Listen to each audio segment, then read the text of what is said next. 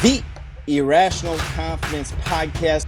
All right, ladies and gentlemen, welcome to another episode of the Irrational Confidence Podcast. We're talking college football, and it is the college football playoff semifinal round.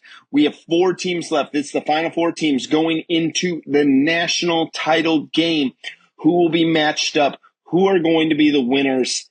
And are we going to making history for the first time ever? Yes, we are, because none of these head coaches have ever won a national title. So we will have a first-time national championship level coach. And I'm joined, as always, by my co-host, the man who is wondering where the sun went at night, but then it dawned on him.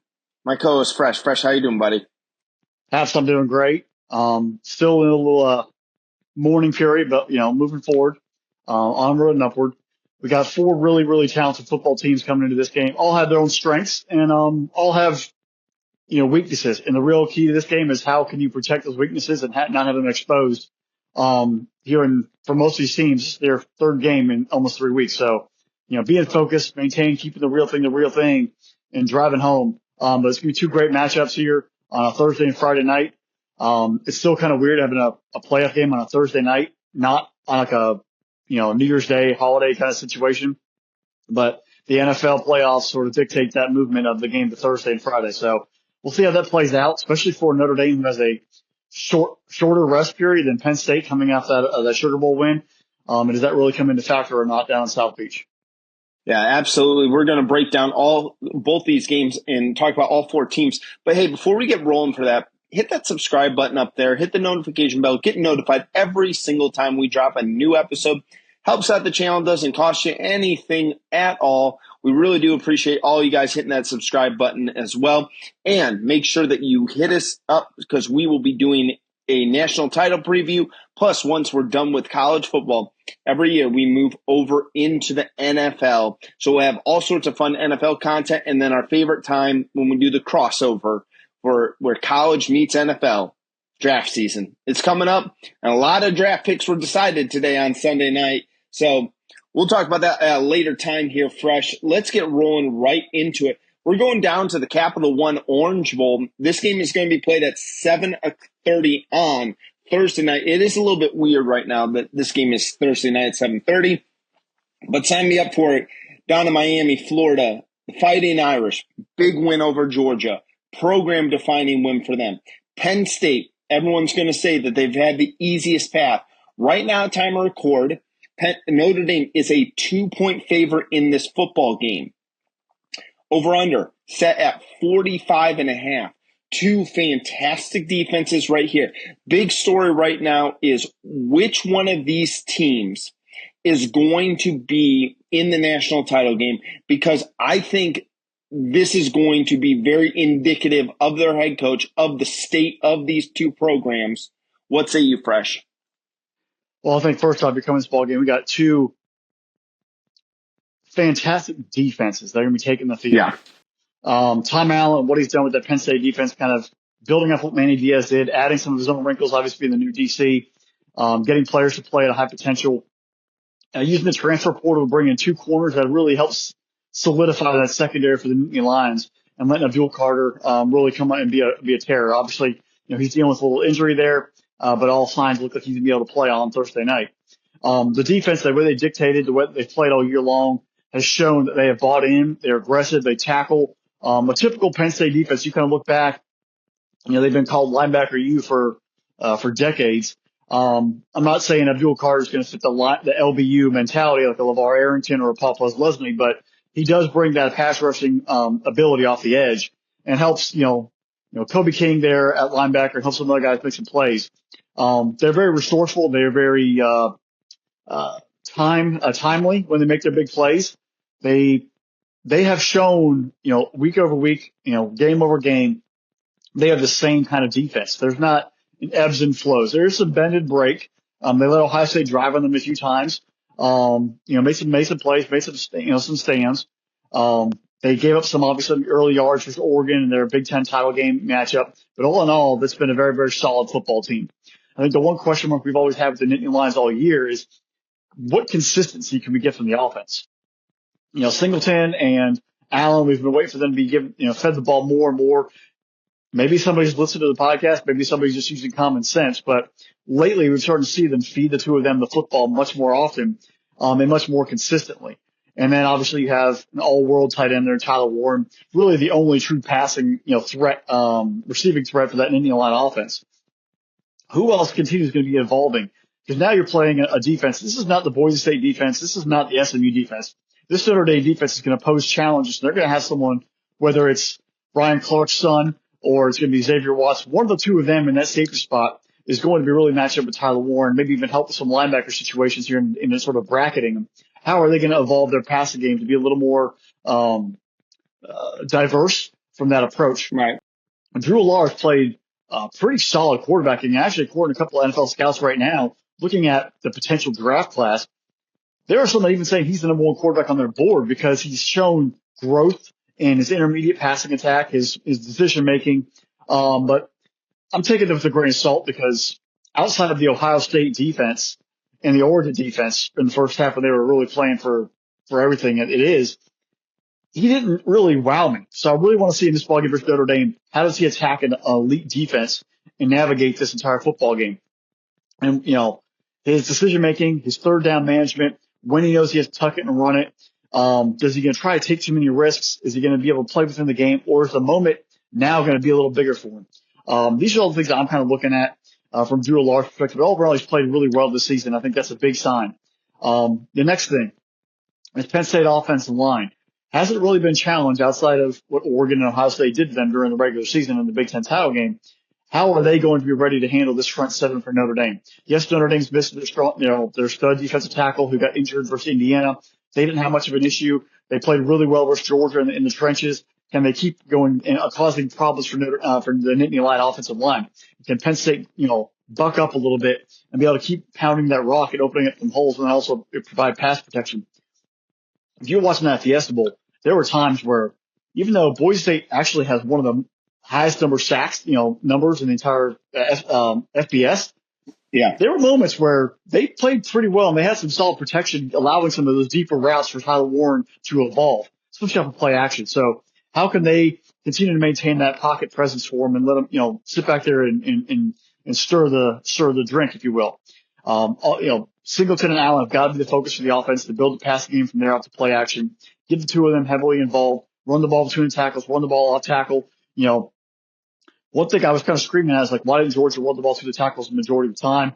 Eventually the game got away from them. They couldn't run the football, but we've seen all season long, Notre Dame has been susceptible to the running game, whether it's between the tackles or on the edge. So maybe keep pounding that, attacking that front seven, wear them down a little bit. You do have the extra 2 days of rest. That might come into play late in the football game. So get after it in a little bit and try to run the ball.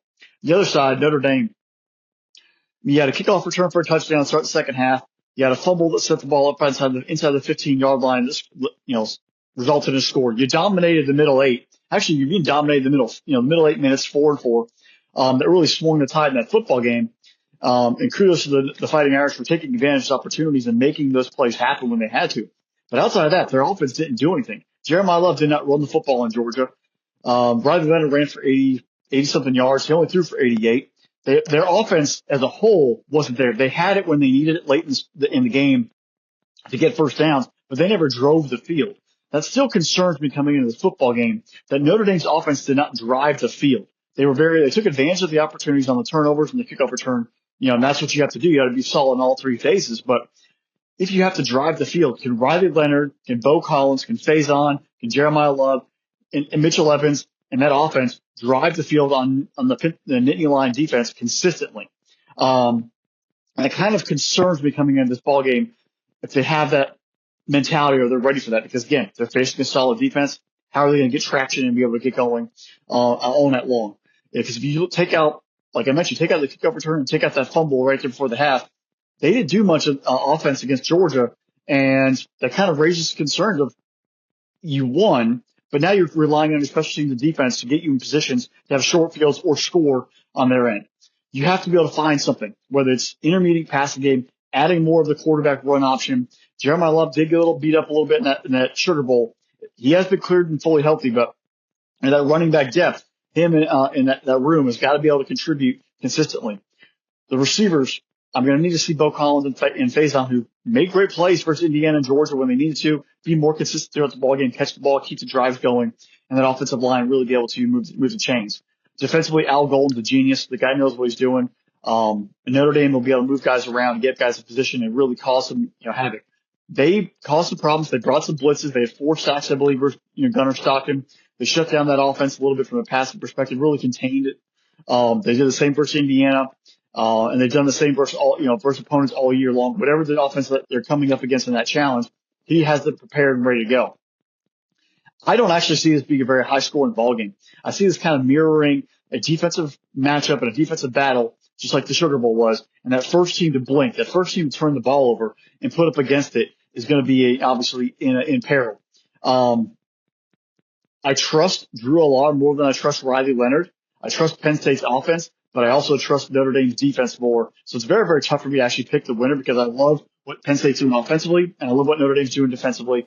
Right. But in the end, I'm going to take the gritty, battle-tested Notre Dame Fighting Irish to find a way to win, just because they've had more games they've had to get up for lately, and Penn State's kind of coasted through. Give me Notre Dame in a 23-20, 20-17 game. It won't be pretty, but they're going to find a way to win. And right now, sexy doesn't matter. It's all about getting the W and advancing the national championship game. So the Fighting Irish will take care of business and they'll punch their ticket to Atlanta on January 20th. Fresh, this game is going to be decided real quick on which team is able to stop the other team's rushing attack. Here's the thing Penn State's going to do. Again, looking at what we've seen from Notre Dame in the first 2 playoff games, Jeremiah Love is going to get his yards. I mean, he didn't get a ton versus there, but he gets tough yards when he needs to. The one that I don't think anyone has truly had a great answer for is the quarterback draw plays that Riley Leonard is going to be running. You've had an extra 2 days to prepare for a very mobile quarterback. Now, the difference is that Penn State faced SMU, and SMU's quarterback is fairly mobile with that as well. Madsen for Boise State, not so much as a mobile quarterback, but they have had some experiences of late against a quarterback that can kind of run on them a little bit. Penn State is going to have to develop a spy-type defense with him. So someone that's going to have to do 2 things within this defense, because you could probably put your corners on island in this game and not have to worry too much about the passing attack. Are you able to stop the run? Are you able to find Tyler Warren? Because they're going to motion Tyler Warren all over the place. They're going to line him up in a traditional tight end. They'll pop him out to a slot. They throw him in the backfield. They do a little bit of everything with Tyler Warren. Who's the defender that says, that's my man? That's who I'm following on this football field, no matter where he's going to go to follow that as well. And then on top of that, for Penn State defensively, are they going to be able to do the same thing to Riley Leonard into this game? Is Penn State going to be able to go in and say, where's Riley Leonard? Is there anything on film that's going to be able to tell me whether or not it's going to be a handoff to Jeremiah Love? Is it going to be a quarterback draw? There was a great film tape breakdown on Jalen Milroe and Alabama in their bowl game. And it's something that the Wolverines actually exploited. He tipped the play every single breakdown that they showed based on his feet. If his feet were offset prior to the snap, it was a pass play. If his feet were together, flip that. If his feet were together, it was a passing play. If his feet were offset, even just a little bit, it wound up being either a read option play or wound up being a quarterback draw. Is there something that Riley Leonard's put on tape that you're able to see on that one as well? A lot of things are going to be made about this Notre Dame defense. A lot of things. They're plus 18 in the turnover differential right now. They have made every quarterback, every offense turn the ball over and over again this season. This is a ball hawking defense. Not only are they able to get as many interceptions as they've done this year, but they're also able to force a boatload of fumbles. That's the thing that I'm going to be wondering. What's Penn State's ball security going to be like?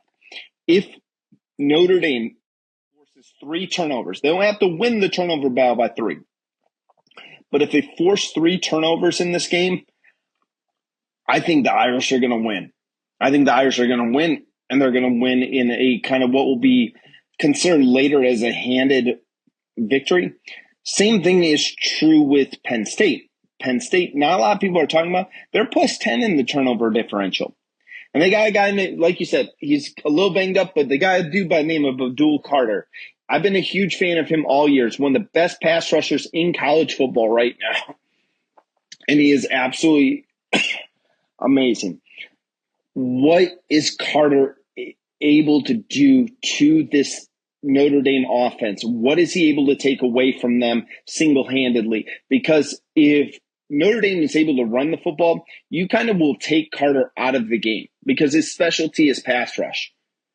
Riley Leonard, like you said, threw for 88 yards. And again, I don't think that this is a great passing quarterback. Problem is that he's a great running quarterback, and he's a great quarterback for Notre Dame. You don't have to – Riley Leonard's not going to be on anyone's top 250 in the NFL draft. He's not.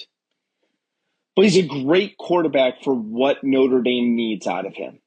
And he's a great quarterback for what he's going to do. On the reverse side, again, Penn State, you're going to run the football. Allen, Singleton, I'm going to say this. I'm going to say the same thing that I said for the Georgia game and the Sugar Bowl in that game against Notre Dame.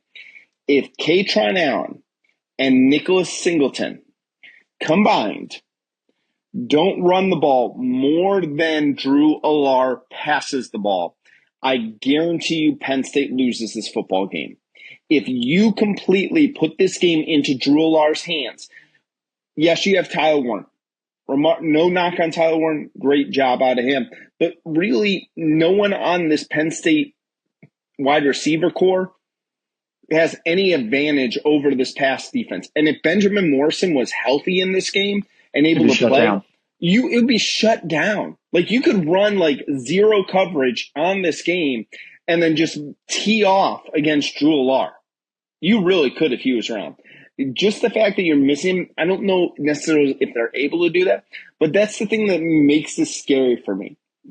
I think coaches will sometimes think that they're smarter than everyone else when it's simple. Run the ball.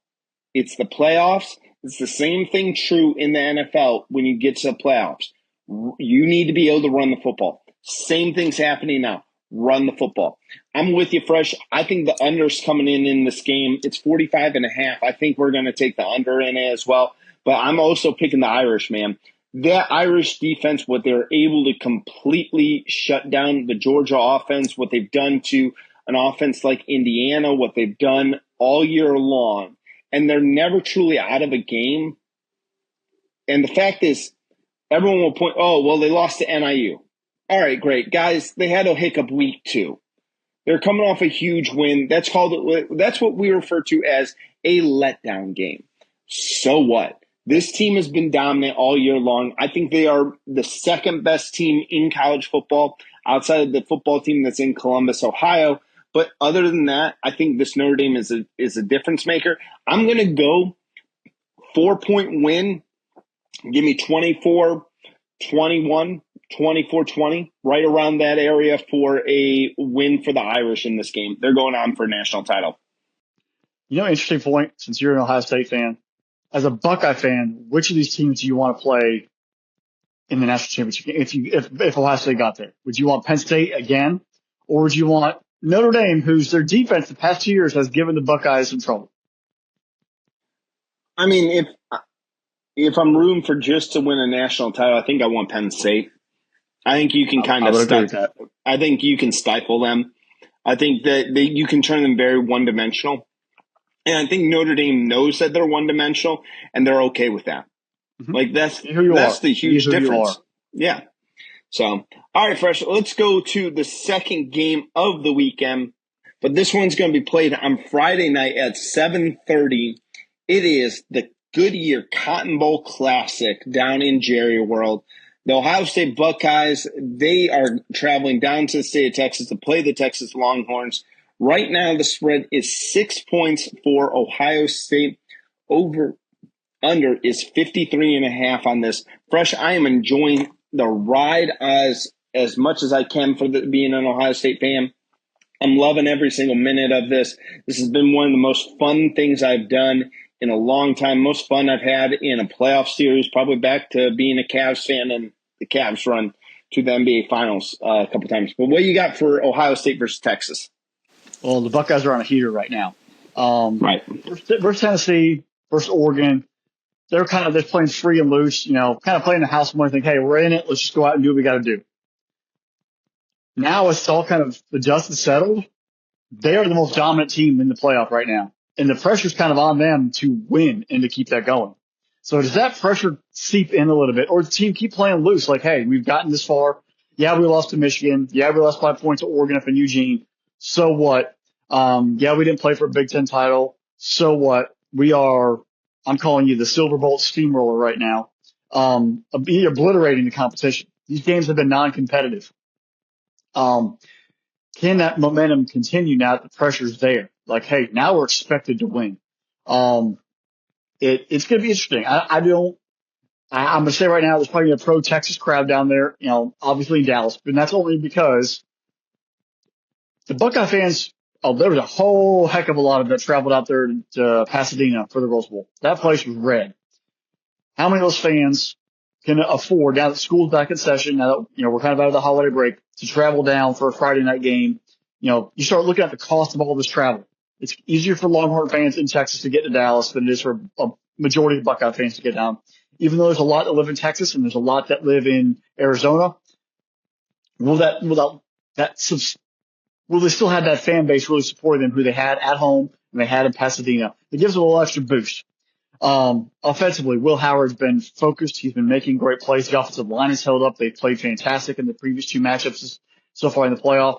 And obviously the receivers and the running backs are scoring probably every fourth time they touch the football. It's unbelievable. This offense is clicking. Chip Kelly has it locked in and rolling. And, they're executing at a very high level. Now, we are playing a Texas defense that has shown to be very skillful, especially in the secondary. How does that matchup come into play? Jahdae Barron, Macumba, they have some solid pass rushers there with Colin Simmons and Trey Moore. How does this Texas defense match up and play against this Ohio State offense? And how does Chip Kelly try to beat them at their own game sometimes? I'm going to tell you right now, this is probably the best offense that Texas is going to face all season. And they are, top 5 defense on the year. How are they be able to prepare? How's their secondary going to get to run around with Jeremiah Smith, Abuka, and the whole host of characters from there on out? Are they ready for the 2 running back combination and then Will Howard making decisions? This is going to be something different for them. They're going to be prepared for. But I think it's going to be a big challenge for Texas because they haven't looked great. They were beat up physically, late in that ball game by Arizona State. Georgia obviously beat them up physically in the SEC title game, and they had their hands full versus Clemson. They have not played lights out. They have had leaky issues, on the defensive end. This is going to be a big challenge for Texas, to really maintain, discipline because this Ohio State team is loaded. Texas offensively they've laid duds all year. I'm going to go ahead and say it. It has been, yeah, you put up 50 versus Colorado State week 1 or 60 or whatever it was. Yeah, you put up 50 on Florida. But there have been many games where it's just like you leave us all wanting more. Or Sark gets away from what's working. Ewers kind of looks a little jittery at times. It's been very clunky. It's been inconsistent. And you can't be inconsistent because you're probably going to be in a shootout here in Jerry World versus Ohio State offense. Yours is going to have to be locked in. The receivers are going to have to be locked in, whether it's Golden, Bond, run the football with Wisner and Blue. They're going to have to be focused and ready to go. You're going to have to be able to score touchdowns and not field goals in this game. One thing we talked about in our preview of the Arizona State game is that we have not seen Texas close people out. They get close and then they're kind of like faded out. They don't have that killer instinct. They don't have that final punch. They get out, maybe score early in the first half, and they kind of just, the second half just like, they're there. And then before they know it, they're in a ball game and they lose. They have not played 4 quarters worth of offense, and you have to play 4 quarters worth of offense to be able to compete with this Ohio State team right now. And that means scoring touchdowns. That means taking risks. Sark, you're going to have to get in your bag. But most of all, you can't abandon the running game. You have so far you've shown you have a very powerful running game and a solid offensive line. This is your challenge. You're going to have to run the football to keep that offense on the sideline, to slow the pace down, and to maybe win time of possession. Change the narrative. If you're good at running the football, run the dang ball, and then play action off of it. You don't go out and try to get in a fast pace. We need to score every 1 or 2 minutes.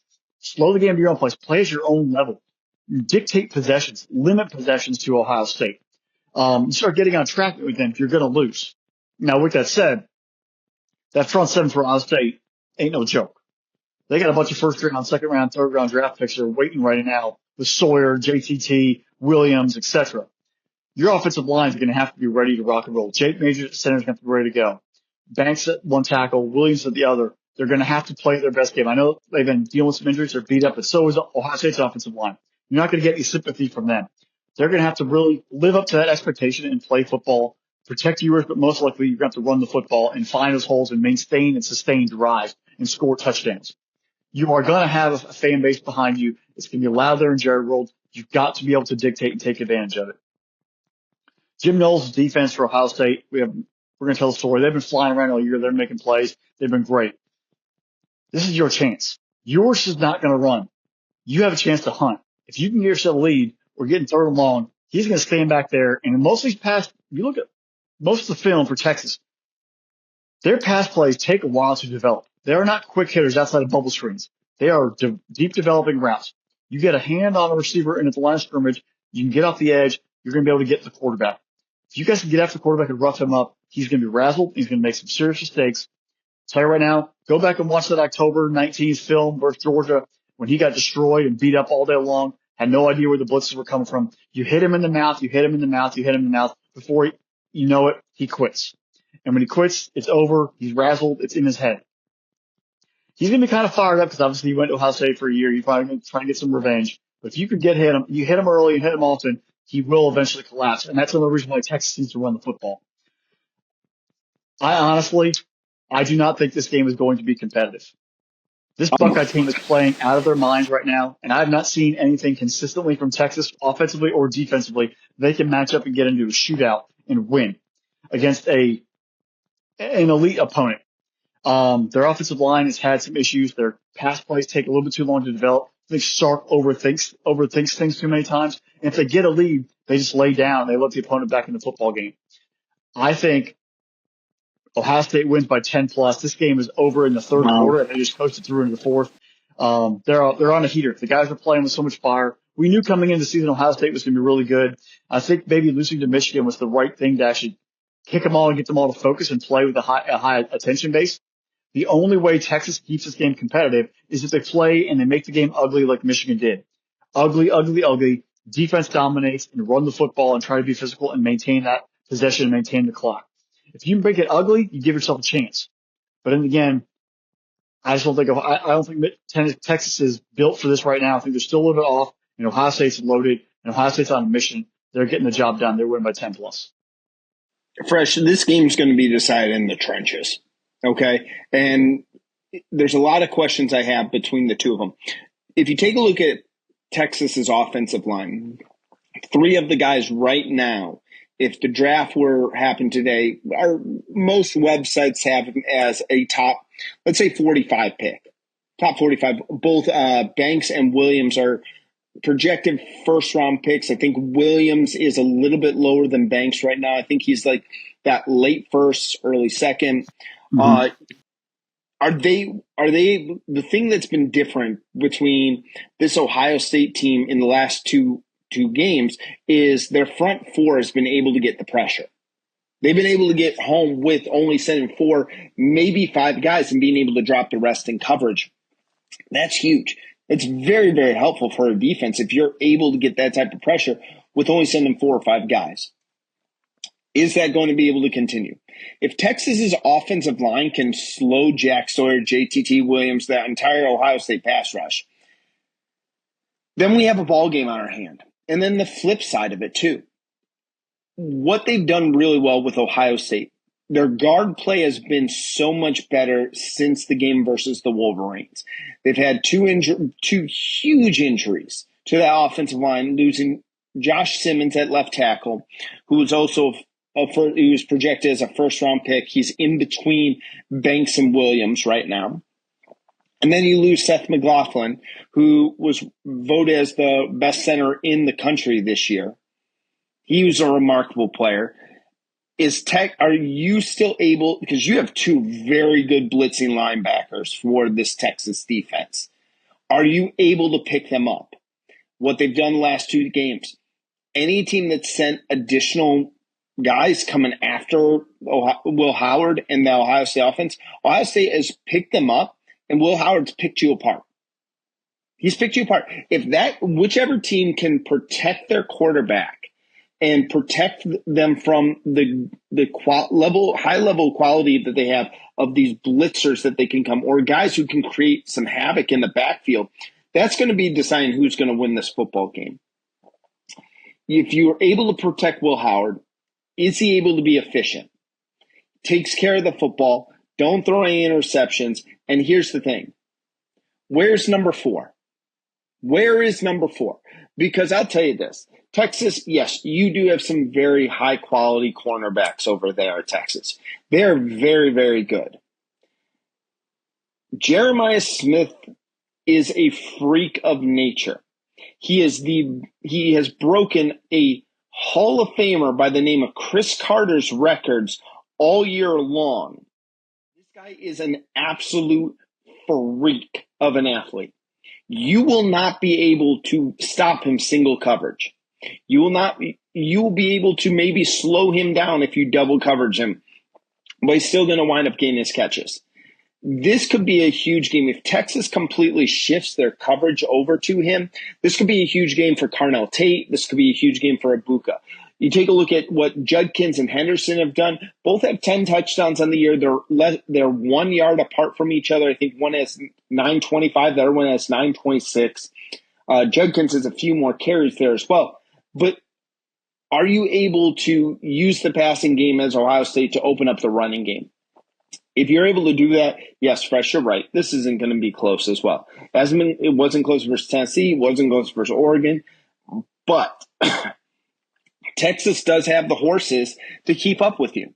They do. There's talent on this Longhorn scene. It's a very, very good Longhorn scene. The other question I have is, you did spend a year up there at Ohio State. Now, I'm not saying the kid knows the ins and outs of the playbook and stuff like that, but he is going to have an idea of maybe some small tendencies that he can kind of pick up on. I'm really wondering which Ewers you get, because you take a look at this, and Quinn Ewers, one of the highest rated prospects ever to come out of high school. He was a perfect 1 score on most websites. He's been really, really good, but he's never been had the ice popping stat line oh my gosh, he just goes off in a game. Has he, he's probably going to the NFL next year. Does he save that for this game? And is Ohio State secondary able to cover Bond and the rest of the guys and able to stop them? Denzel Burke and Davidson Igbinosa have done a great job over the last couple of games. You see Caleb Downs is just playing like a man possessed. Are they able to continue to do that? In the end, for me, Fresh, I think that Ohio State just has a little more talent than Texas. I think this game is going to be entertaining as all get out to watch. I think Ohio State winds up winning it in the end. I'm not ready to call for a blowout and say that this game is going to be over, because I know just when I think I have all the answers, they change the questions on me. So I'm going to say this. I think Texas is going to go, okay, what did Oregon try to do and what did Tennessee try to do that we're not going to do, and try to make this game a little more competitive against the Buckeyes. Well, I think, first off, tackle and cover were two things that they were trying to do, and they did not do very well at all. Yeah. What Texas, I think, needs to also look at is, I think both these coaches at times have overthought what the heck they have to do.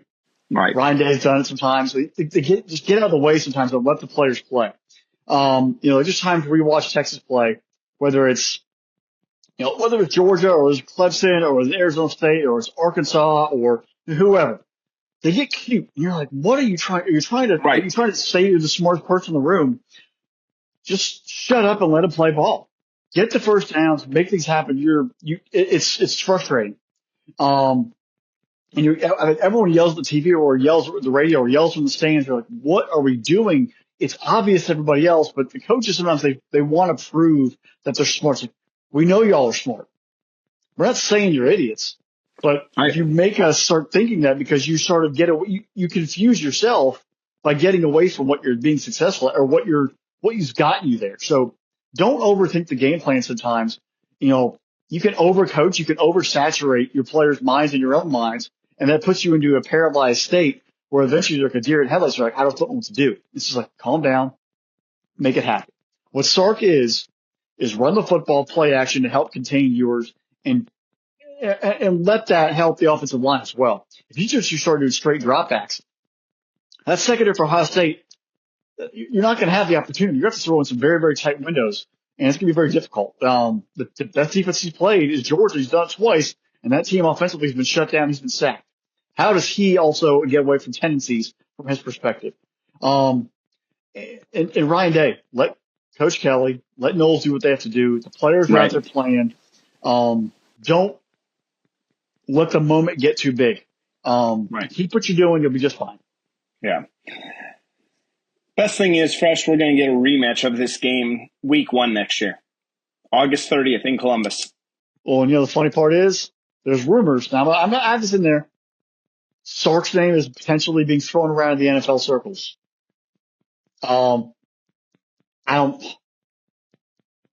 Does he leave Texas, win or lose, to go to the NFL? Is his mind thinking about, I have to do this to impress NFL owners and GMs to get a job back in the NFL?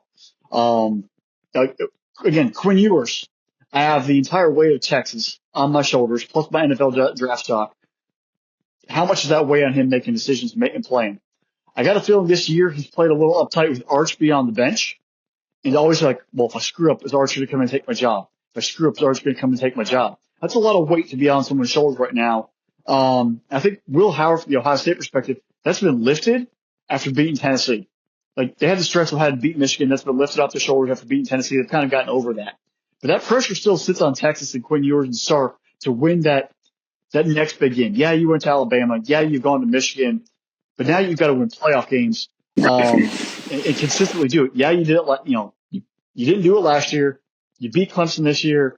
You beat Arizona State. But I think we're still waiting for that one big, Texas had that big win. And it might happen, but you're going to have to play flawless on Friday night. Yeah.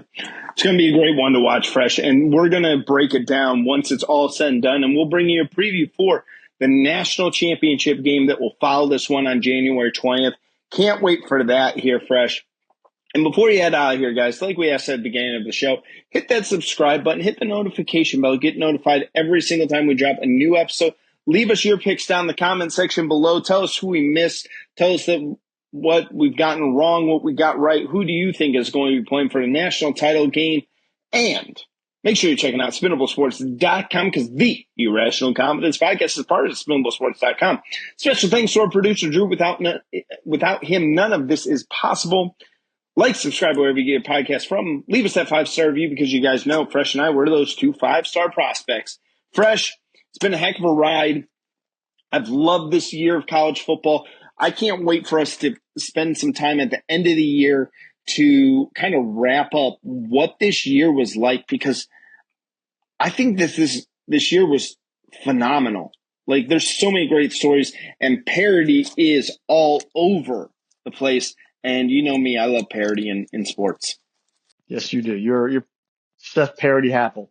It's been a great year. I mean, you've seen teams compete. You're seeing depth issues being really exposed. The portal has revealed that. I'm not going to say it's not really much NIL. It's a portal where players are jumping every year. You're not having the team dynamics built. You're having obviously other guys who were second or third string after a couple of years, maybe leaving, going somewhere else for playing time, and how that dynamic is really circulated. And I think you're going to have the majority of teams that are going to be the top where have the solid NIL money. But that's not going to really change that much. But it's the excessive, the endless amount of transfer opportunities everybody has to get playing time, to get exposure, is changed college football for a little bit. I think that's where there has to be some sort of reining in moment. I'm not saying, look, players are going to play, but unrestricted transfers every single year is kind of chaotic. And I think that's good for the players to get developed and for, teams always coaching. You're recruiting your own players as someone else. But we've seen that ripple effect come into play across the landscape of college football right now. And that is going to be interesting to see how it goes forward into 2025 and beyond. Yeah, absolutely. All right, Fresh, it's been a great year, and let's rock and roll. Ready for these semifinal games, and we'll go on to the next ones. Folks, enjoy the semifinal games. Make sure you make some good bets on them, win some money, and we'll talk to you for the championship national title preview. And from there, bye, y'all.